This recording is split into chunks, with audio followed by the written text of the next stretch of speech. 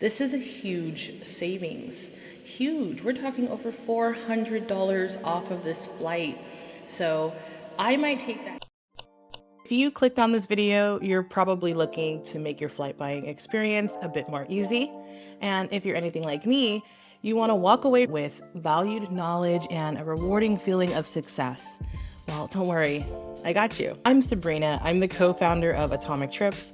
I plan and host all-inclusive group trips around Europe, which means I'm booking flights constantly for myself, for my team, and sometimes for dozens of our valued travelers.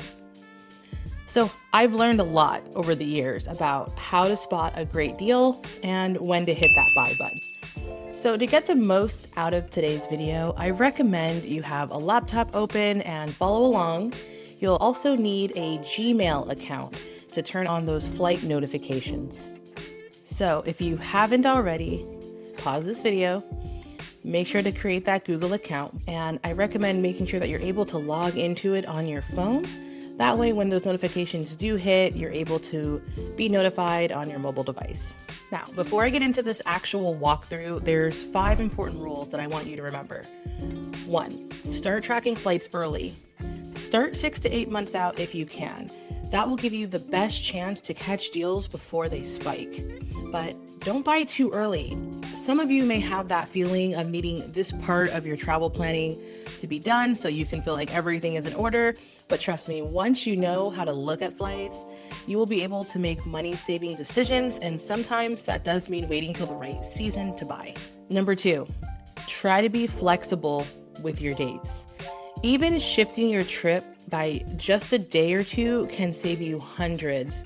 I've personally covered the cost of a hotel for an additional night by saving money and flying in early. Number 3, watch out for basic economy. The first price you're going to see is usually the cheapest flight, but that often means no carry-on, no seat selection, and no early boarding. When you're setting up this pricing alerts, already have your luggage needs in mind and mentally add about $100 to $150 into your budget in case you're going to need little extras like those bags and seats and meals on your flights. Number 4, always book direct through the airline. Google Flights is a research tool, not a booking platform. Once you find the flight you like, go directly to the airline's website to book. It's safer and easier for all of your plans in case anything changes.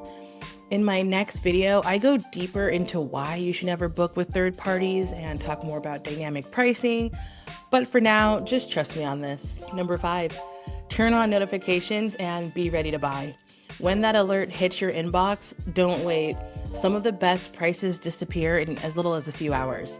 If the price is right and you've done your research, buy it. Okay, so we've gone over 5 rules that I think are important to consider before we do this next part.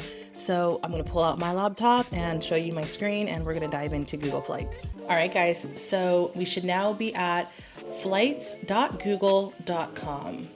And once you land on the page, you should see something that looks similar to my screen. And it should have your city where you're starting from. Today we're going to be looking at flights starting from, I heard a lot of people looking for flights out of Atlanta, Georgia. And we're going to be looking at Paris. Now, before I enter the rest of my information, as I've mentioned many times, this video is all about saving money using Google Flights and using its tracker system.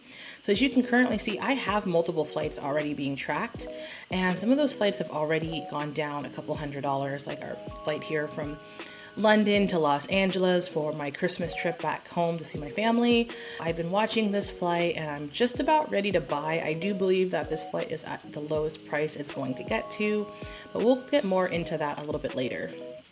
So the first thing you want to do is set up this search just for however you need it. However many people, are you going round trip, one way? And we're also going to put in our departure and return dates. For today's example, we're going to use the trip in August, about roughly 60 days away from today, and we'll go with the 21st. All right, perfect. So now we're ready to search. And I want to remind you guys while this is pulling up that Google does do dynamic pricing. It's unfortunate, but most companies do these days. So the pricing that we're going to see will fluctuate. What I'm seeing right now could change in a matter of hours.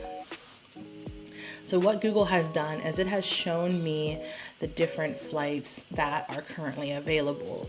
Now, these prices are based on current demand, and that's what causes them to change so rapidly. If a lot of people start looking for flights from Atlanta to Paris around the same time, we might start to see flights go up. So the first thing I'm noticing about this flight is this +1, and that means that I'm landing the following day.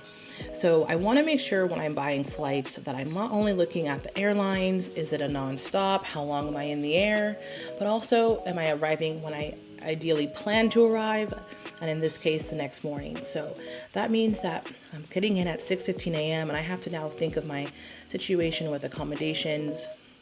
I won't be able to probably get into the hotel early unless I confirm with them, things like that. So always be prepared with what you see and your planning and how you're thinking before we even begin the tracking process. So Google Flights has populated the page for us, and we can see that we've been given multiple flight options.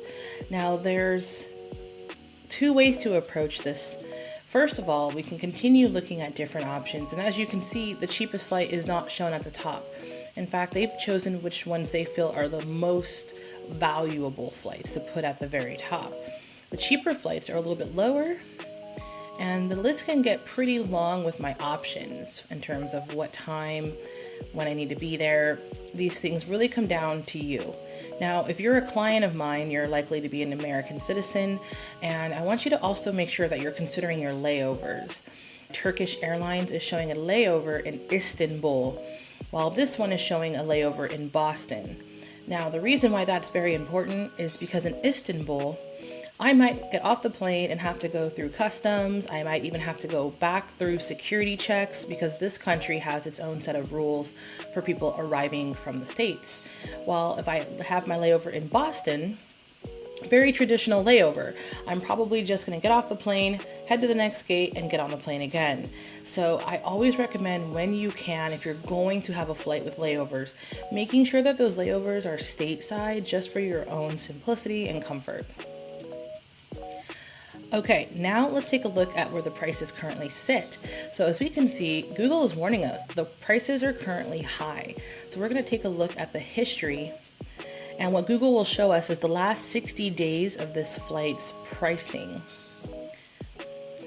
So we can see here just a day ago, this flight was down, to $581. So if I had had this tracker set up 3-4 days ago, a week ago, this would have been the time to buy. That is a big dip. And anytime I go to buy flights, I always check this graph.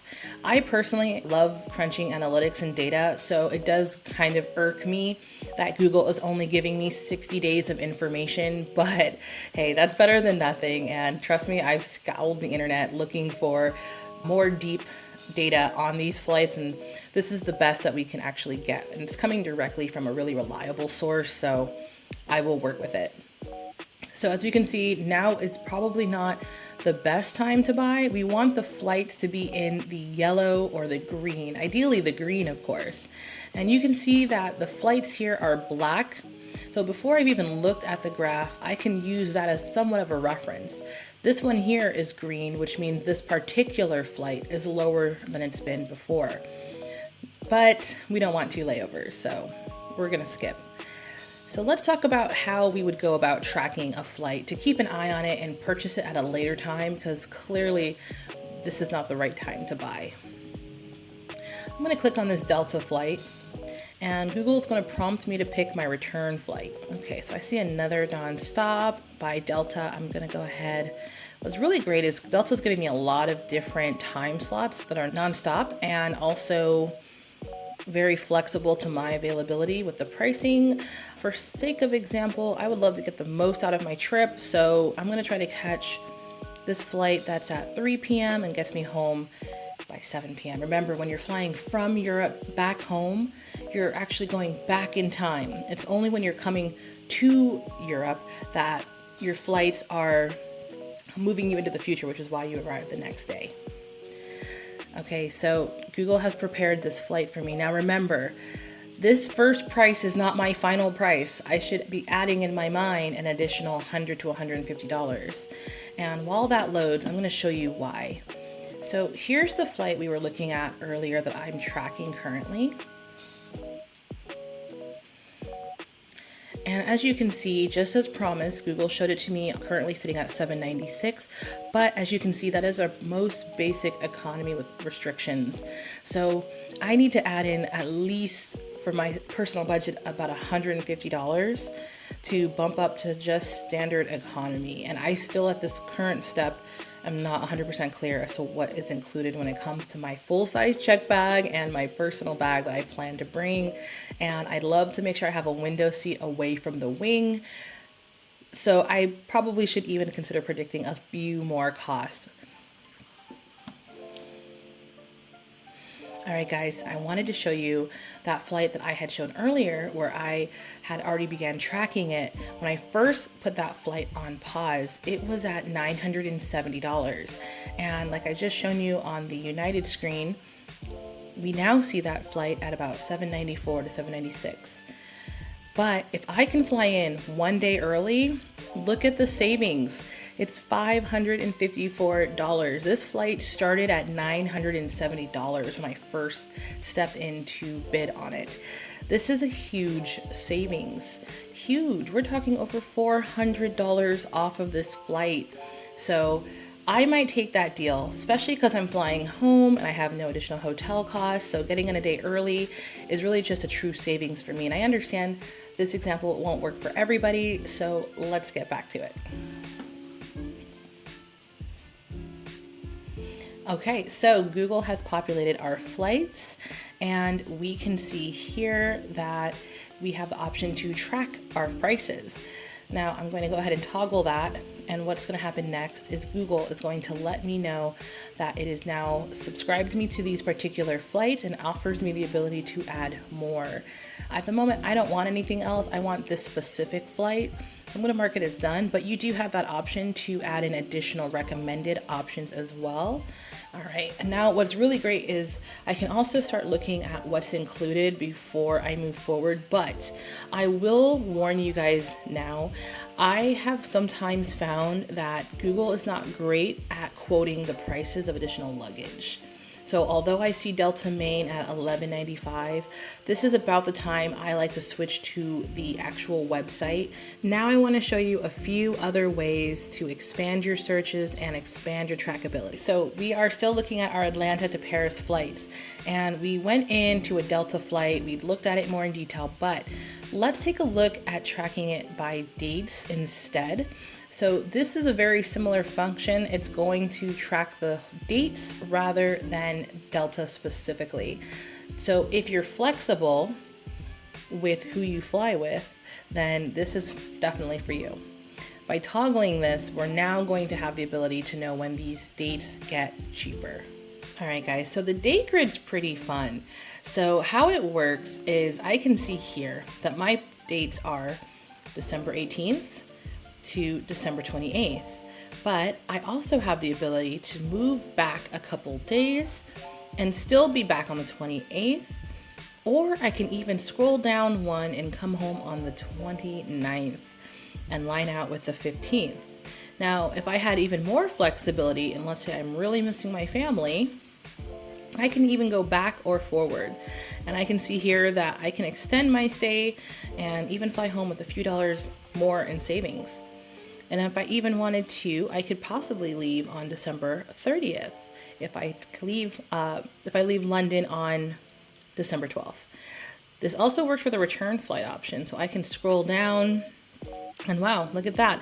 If I wanted to really maximize my time in my destination, I could go as far as the 31st on New Year's or even New Year's Day, or maybe I don't want to fly around the holidays, so let's see if there's anything else. And there is. If I still wanted to leave on my original travel day, or well, I guess the day before my original travel day, and stay out further, maybe January 6th, there's another great flight deal. So this grid is very powerful. when it comes to your opportunities and savings. And just like we saw before, we have dates that are red, meaning they're high, dates in black, meaning they're pretty neutrally priced, and our green prices, which are the ones we want. We want to see green. That means more money saved. But we need to now pull that flight up and take a look, because I'm currently giving the option for nonstop. So I do want to make sure I still get that opportunity. And sure enough, I can see here that those specific deals are going to require a layover, but hey, look, for a few bucks more, I can get that same nonstop flight I was looking at, and now my dates have adjusted using the date grid. All right, guys, we did it.